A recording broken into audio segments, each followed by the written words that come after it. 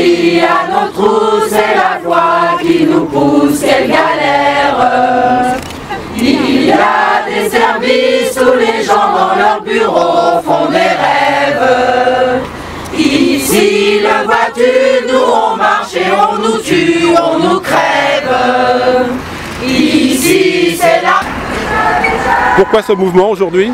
Alors aujourd'hui on porte ce mouvement pendant les journées portes ouvertes de la faculté des métiers parce qu'on souhaite porter au-delà des murs de cette école ce qui se passe depuis 5 ans à la faculté des métiers, c'est-à-dire une réduction de l'offre de formation, une perte de jeunes alors que partout ailleurs en Ile-de-France l'apprentissage a évolué, au profit d'activités plus lucratives et tout ça avec l'argent du contribuable, l'argent public, avec des sommes colossales qui ont été investies pour ne pas garantir de la formation et de la qualité pédagogique à notre jeunesse.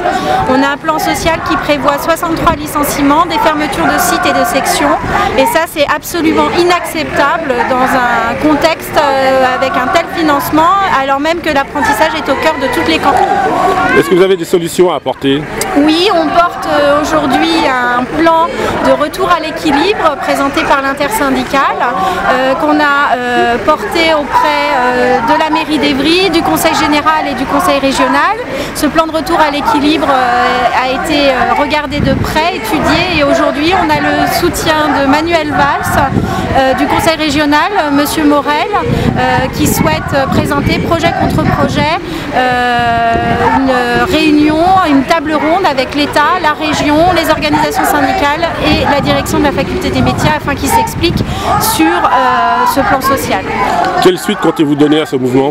Alors nous comptons nous mettre autour de la table avec l'ensemble des protagonistes pour travailler à une restructuration sans licenciement sec et en fonction des suites de ces négociations et de ces soutiens politiques, on envisagera d'autres mouvements sociaux si des collègues risquent d'être privés d'emploi et des jeunes. Je pense que quand même il faut que tout le monde s'y mette, etc. Mais enfin, en tout cas pour nous, pour Valls, pour les élus du département et de la région, il est hors de question de travailler sur la base d'un dépérissement de la faculté des métiers.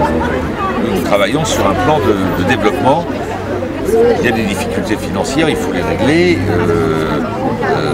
mais c'est absolument indispensable parce que l'apprentissage est une voie nécessaire. Qui décide, c'est l'argent qu'on vénère. D'ailleurs, le sais-tu à la fac, nous c'est Max, notre expert. Maintenant, c'est Maryse qui nettoie et qui nous ment.